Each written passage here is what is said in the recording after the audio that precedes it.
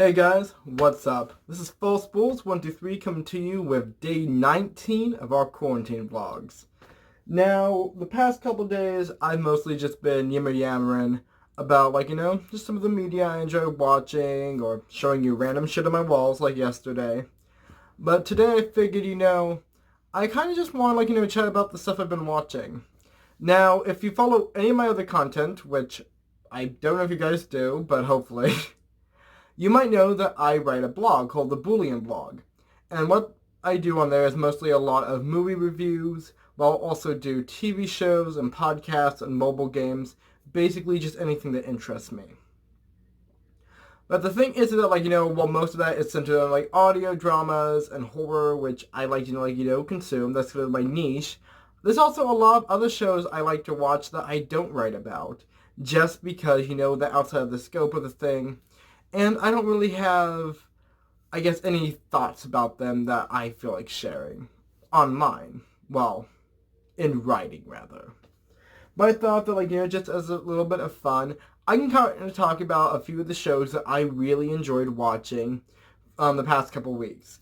Just some stuff that, since I've had this free time from the quarantine, I get to chat about it now. Because I love talking about TV shows, I love talking about movies. And I figure this is definitely the type of thing that would be really great for a daily vlog that probably wouldn't be as interesting or not have as much meat to it in a longer weekly vlog. And I definitely want to be doing sort of more smaller itty bitty stuff in these daily quarantine vlogs. That way I don't lose all of my, content for, my actual regular vlog schedule. So, just looking and seeing what we have. Basically, I've been watching, I think I've watched about 3 series at this time. I'm actually halfway through the 3rd one, but we'll get to that. First up, number 1 was Beastars, which I have mentioned in these vlog series before, but now is sort of an official sit down and let's chat about it. Excuse me. A little bit stuffy in here. So Beastars is, if I remember correctly, is an anime. So Netflix does have a few animes that they produce. Not as much as, Funimation or Crunchyroll will have on their platforms. But Netflix does try to dip their toe in the niche a bit. And they do have some pretty decent animes on there, such as Violet Evergarden or Pop Team Epic, for instance. So...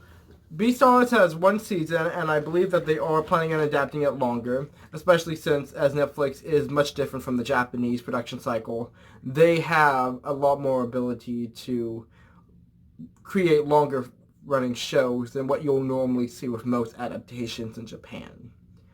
Point being, Beastars is essentially, like I mentioned before, it's like Zootopia, but if it was a high school drama. And so you start with this character named Legoshi, who is this, timid, wolf guy, and he's, super gangly, and he just, doesn't want to be, this super, mean, intimidating person, because, he's a friendly boy. And then there is this rabbit named Haruhi, who's a bit of a hoe.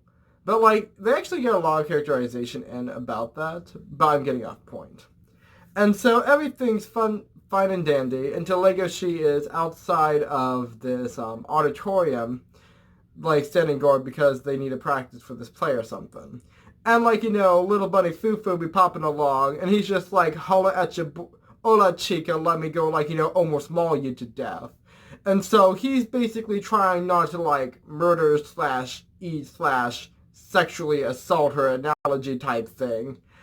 And his, predator instincts are taking over. And she's like, oh, I guess this is where I die. Okie dokie, goodbye, cruel world. And so he basically resists the urge to just physically shove him down her maw. Physically shove her down his maw. Sorry. And, life goes on. Basically, after that, Legoshi's he feels bad because he's sorry I almost murdered / ate / sexually assaulted you. And however, he's just yeah, I just got attacked one time, and life sucks, my life is pain, whatever. And so they start kind of bonding. Because he's just he feels really apologetic about it, he feels really bad about it.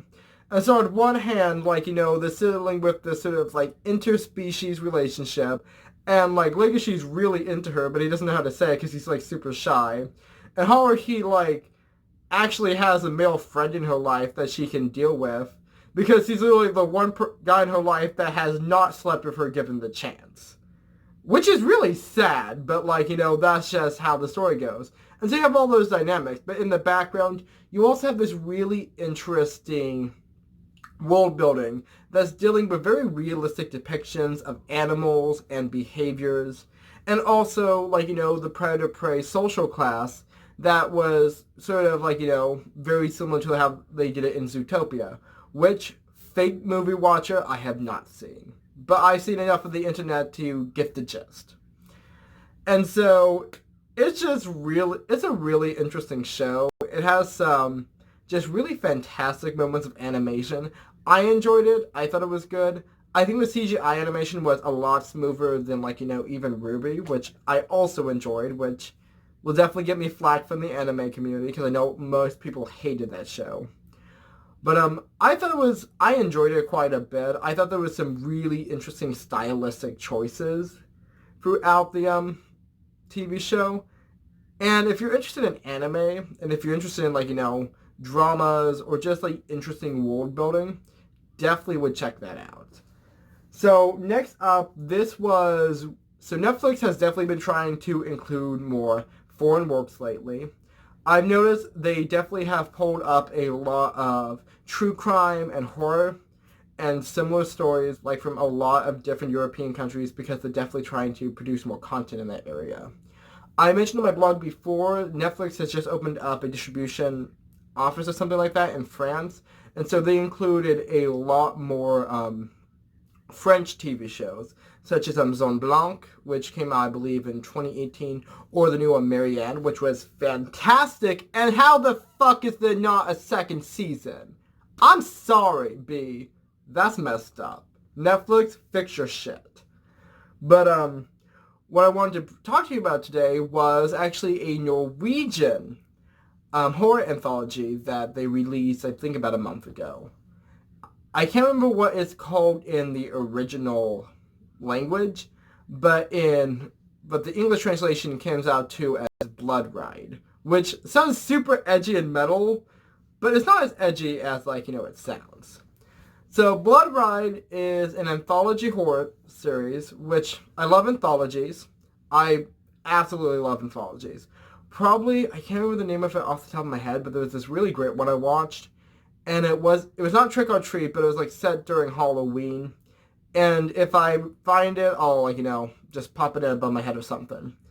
But that's not the point. Anthologies can be really interesting. You can have a lot of just have a fantastic bridge narrative where you have all of these individual stories sort of, like, come together and run around and mix together, and it's really great and interesting. One movie I have not seen, but it is in my top, like, if I find it, I will watch it list, is Trick or Treat. And I've been having my eye on that forever, but I love the idea of it because it has all of these individual stories, but you'll see, like, you know, them interact with each other, and you'll see the characters, like, walk by each other, and you'll see how it's all connected in, like, you know, this one bridge narrative. And that's what makes anthologies really good, is when they can do things like that. But there is also anthologies that are just kind of trashy because there is no cohesion to the work. Most issues of anthologies is mostly just, there'll be really good ones, but then there'll be, like, you know, that one kid in like, you know, the group project that doesn't really do their work, and it comes out kind of shitty, and it makes everyone else look bad. It's like that. So, I am getting a little off topic, but I kind of want to spit this out, and we really should make this like a full video, actually. So, for instance, let's just, like, give you a good example before I get on to Blood Ride. ABCs of Death. Really weak bridge narrative. Most of, like, you know, the pieces just were not that good. Like, they were kind of flaky. Only one that I would, like, you know, absolutely recommend anyone see is D is for Dogfight, which is just probably the best short film that ever came out of that series. But let's get on to the actual point of this video. Blood Ride is set up on this, basically, I'm trying to think how to describe it. So Blood Ride basically has this very abstract bridge narrative where you're on this bus filled with ghosts, basically. And so this bus driver is driving along, and basically in the introduction, the camera will basically focus on just a different person on the bus, and that person is part of, their own series, their own episode. And so you get basically a different perspective and why every single person is on this bus for whatever reason. And that's just what makes it really interesting. I love the premise of it. I thought it was really interesting, though the trailers for it just did not make a lot of sense because it was an anthology series, and I don't think they really explained that well. Or it was just at the beginning and they didn't really explain that these were separate stories. But it looked interesting enough, so I clicked on it one night because I'm just I'm bored, it's the quarantine, I'm binging something to stop myself from going crazy. And so I liked it for the most part. I think it started off really strong with this just absolutely great. I don't want to ruin it, but I'm trying to think of the best way to describe it. Basically, this family moves into a new house in the rural area, and there's all this Stepford Wives shit happening, and these all the neighbors are just petting cats all the time, and it's super creepy. But they're also really friendly and affluent, and so they find out the reason for that is that they have a sacrificial stone from the Vikings, because this is in Norway, so they'll have that as part of their local history. And so basically this wife realizes that she sacrifices things like a mouse or her dog or and you see where the story goes from there. And so I loved that segment because it had really interesting world building, it had clear, concise rules, and the escalation made sense. You knew that something was going to happen, but you weren't sure what exactly. And so I love that because it allows you to understand what's about to happen and anticipate it, but still gives you a satisfying payoff because you can read the situation and you can gather things from the information given. So it worked really well as a short piece. And the other pieces were all fairly decent. I enjoyed them for the most part. But I think that they didn't really have the same impact that you did from just the world building and how good the first episode was. So let's give it just a little bit of a rating so that, this video is worth somebody's time. I'd say Blood Ride I'd give it a solid 6.5 out of 10. It was a decent anthology. It was worth the watching. Some, episodes weren't as good as the others, but overall, I liked it. I ain't going to say it's the best one I've ever seen. I ain't going to say it's the worst one. So, just all-around decent job. Last up is, and if you follow me on Twitter, which, go ahead. I think it's at Falsebooles123. But once again, up on Topsies. It's Sense8, which I had not, I had been sleeping on it, and I felt bad. Sense8 has been in my, Netflix list for years now. I love, all those, sci-fi, thriller drama shows, Heroes, or Alphas, I think it was called, or, just stuff like that. And so I saw Sense8, I'm just that looks kind of cool, that looks like something that's in my ballywick, and I just flipped on it, because I had a lot of other stuff to watch. And so I'm finally this looks good, I might as well, when's a better time, when am I going to get a better time in my life to watch television? And so I pop it on, and immediately, I love it. So, first up, made by the Wachowskis, which are the people that made The Matrix. And also, I just found out, now sisters. When they made The Matrix, they were both, they were both designated male at birth, but they both actually have transitioned now and are now trans women. I believe that's the correct phrasing. I do apologize if it's incorrect. And that was really interesting, because, I never knew that they were, sisters. I never knew that they had transitioned because I don't really keep close tabs on their life because I don't know them personally. But I just thought that was, really interesting. I'm just, good for them, I also thought it was interesting that they were both trans because statistically, that's a bit improbable. But I just thought that was really interesting, just as a personal part of their lives. Anyway, to just move past that because I'm rambling. Next, and I think that was really interesting because you kind of see just how, them being part of the LGBT community, them having this sort of, I don't know, being like, a minority, there we go. You can really see how they definitely want to include diversity and just LGBT inclusion into Sense 8. And that was one of the great things, and that they chose like the perfect premise for it. So I'm getting a little, I think I can sort of restructure how I'm phrasing this. So let's start off. Sense 8 is basically 8 people, random people, they've never met each other, are suddenly all now connected in like the world's loveliest love triangle, right? And they can now sort of empathically sense each other. They can sense the qualia and their sensations. They can sense, they can talk to each other and astral project where each other is. And they also share each other's skills. So the characters can now speak Swahili or Hindi or Korean, even though they had no, knowledge of this language beforehand. And it's just so one part you get all of these 8 different ones, and they're all these dramas, and it's just fantastic. And just for fun, let's name them off, right? We got, can't remember his name, but he is in Nairobi, which I believe is in Kenya, but don't quote me on that. And he's a matatu driver. Hopefully I pronounced that correctly. And those are basically these privately owned buses that, or public transportation around there. Which is really interesting, because I never knew that type of thing existed. Then you have Sun, who is a Korean businesswoman, and also a mixed martial artist. And so it's awesome, because she's just that's right, I'm doing this businessy things, but now I'm gonna be, but then she gets out of this taxi, and she beats up a dude, and is fucking bitching, and you're just go off, Quinn. Get shit done, fuck shit up. And so, that was, when I first, saw that stuff, that was, fantastic. And I apologize if I'm spoiling this a little. Next up, there is, I can't remember her name, and I feel bad. But basically, she is from Bombay, and she's marrying this guy, but she doesn't love him. And that's kind of her whole thing, is that she's dealing with, her parents and, all, the culture in India.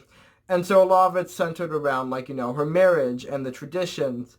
And especially because in her family, this is considered a love marriage instead of an arranged marriage.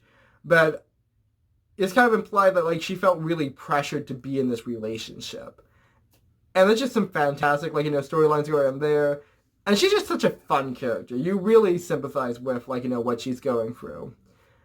I also love that she is, out of all the other characters, fairly religious. She prays to, I hope I pronounced it correctly, Ganesh.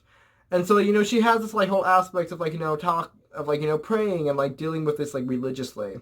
Which you don't always see many spiritual characters, in television. I don't think that religion is really brought up as much as it could be in characters. And I kind of feel like that can definitely be a misplacement. Obviously, there is many people in the world who are atheists or agnostic. But I also think there are a lot of people that are spiritual or religious. And there's a lot of stories and just culture that you can draw on that some people, don't. But moving on, because there's 8 of them, so we have to get them all. Let's see, we got that one, that one, that one. Okay, next there is, Wolfgang. Took me a second. I remembered it because, that's a pretty uncommon name. Well, at least in the States. Wolfgang, he is from Berlin, and he is a safecracker.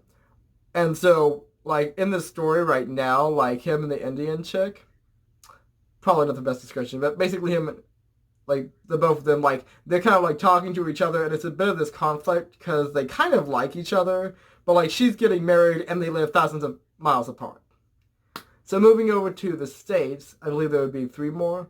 Oh, no, I remember what the other ones were. You have Blue, which is this Icelandic DJ, and she's just, trying to deal with, not being shut up by drug dealers. And she's just, one of my favorites. She just, vapes and is, super aesthetic, and I love her to bits. Then you have Hernando, who is this closeted Mexican actor, and right now in the story, he's basically in this menage a trois with his boyfriend, who's acting as his bodyguard. and his beard, which is actually living with them at the moment. I do apologize if this does spoil it, but most of this like stuff I've been mentioning you find out in like the first 2 episodes. And it's not anything like super plot relevant. I am hiding so much about this plot. Then there's 2 more. You have, can't remember his name, but he's a Chicago police police officer. And so he's dealing with like, stuff in the States and like being a police officer and things. And he's kind of more of he has more of a grasp on like what's happening than the other people.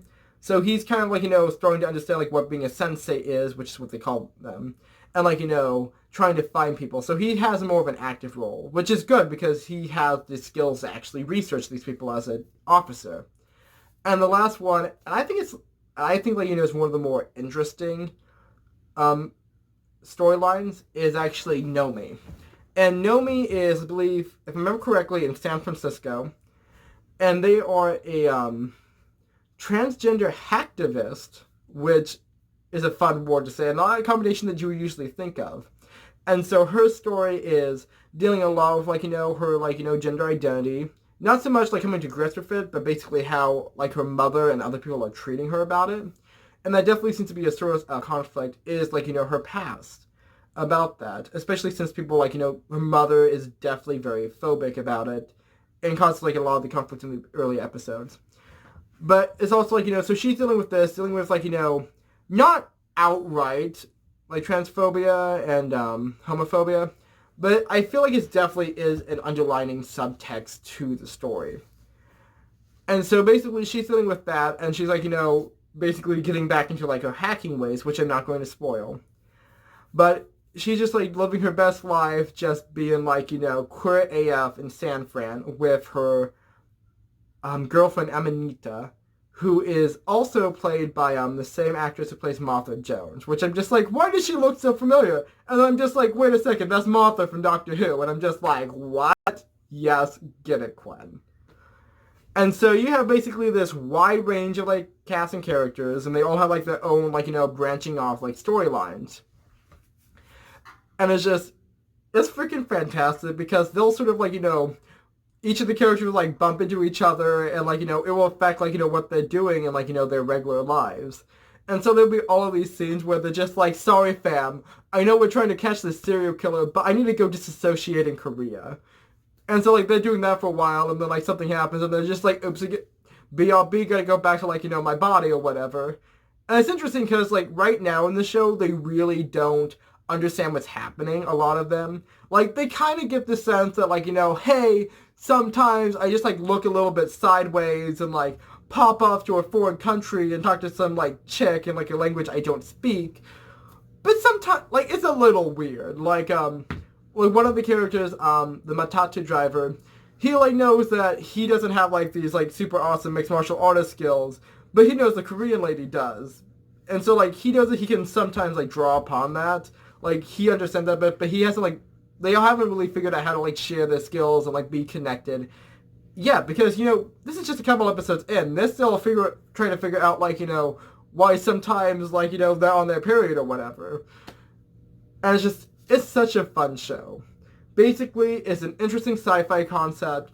It does, like, the multiple storylines that, like, shows like Heroes did so well. But in Sense 8, they really, like, improve on the they improve on the the trope, because in Heroes, where it took them to like the end of the season before they all met up, they're literally like meeting up like in like very first episodes, and that's part of the conflict, that's part of the mystery, and so they're trying to like deal with like this sort of inconsistency with reality, and that's part of the charm, is that like they can meet each other, and it adds to like the action and the events. Like how the Berlin man and the Bombay woman are both like, they have this connection, but they are literally thousands of miles apart. And so they're trying to come to grasp with that. And that's literally like one of the issues and one of the conflicts of the story. And that's fantastic. Like, I wish Heroes could have like done that from the beginning instead of save the cheerleader. Well, okay, you got a name? Like, right? But basically, Sense 8 is able to improve on that because of the premise. And I'm just ranting again. Other than that, like, it has besides, like, the whole premise and the whole thing about that, it also has just a great sense of diversity of different cultures. I think that was fantastic because they chose the exact right premise to really make a diverse set of characters, to have people of color, to have LGBT inclusion, to have, like, people of different, like, religious, like, backgrounds, or social classes, or any of these things. And so it's just really interesting because it allows you to see very organically different perspectives and different ways of life, but really set in a way that you can sympathize with all of your characters. And it's really lovely that we can have this just type of TV show where it's like that, but it's not touted up as, like, this big, super woke thing. And I love that because, yeah, there's other shows out there that have a diverse group of diverse cast of characters, but then they, like, make that the whole point. It's like, yeah, we have a person of color lead, or, like, yeah, we have, like, a gay character. But then it's like, it's the sort of tokenism, rather than just writing stories from people that can tell, like, different tales. I'm getting way off point, but I just want to throw some shit at Modern Family. Let's be honest. Modern Family is a fake woke sitcom that simply uses its diversity as a crutch to actually have good comedic takes.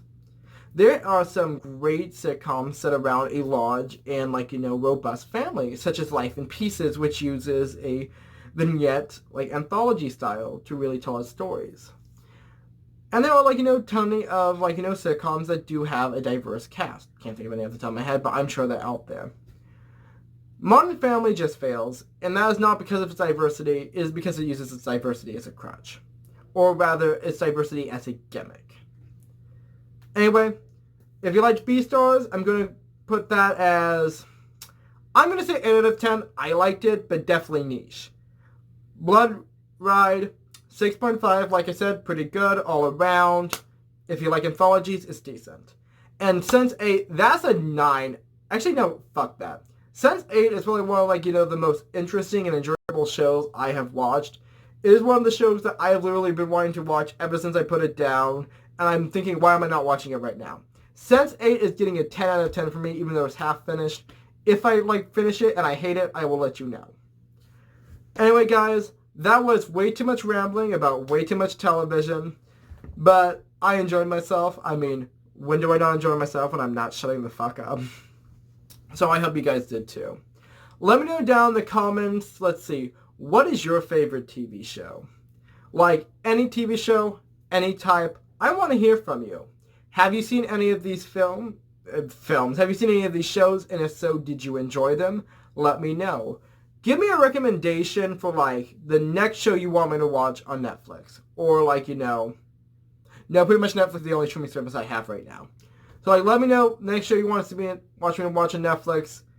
Is it good? Let me know. Give me your recommendations. I need more stuff to watch because it's quarantine and I'm bored as fuck. Anyway, guys, like I said, you can comment all this stuff below or just tell me how I'm doing, tell me I'm a piece of shit, that type of thing. You can like because that lets me know how I'm doing and it lets it lets YouTube know how I'm doing, which is good. And of course, if you want to, like, if you have a friend out there who wants to listen to some random guy from Medford, Oregon, talk for half an hour about the last 3 shows he watched on Netflix, hey, you know who to send, like, you know which bitch to show. It's me. So, guys, I had a lot of fun, like I said, and I hope you did too. This is, once again, let's see, the 19th day of our quarantine, so I'm going strong and at 'em. I got myself a plan in my planner. And we just go and live life.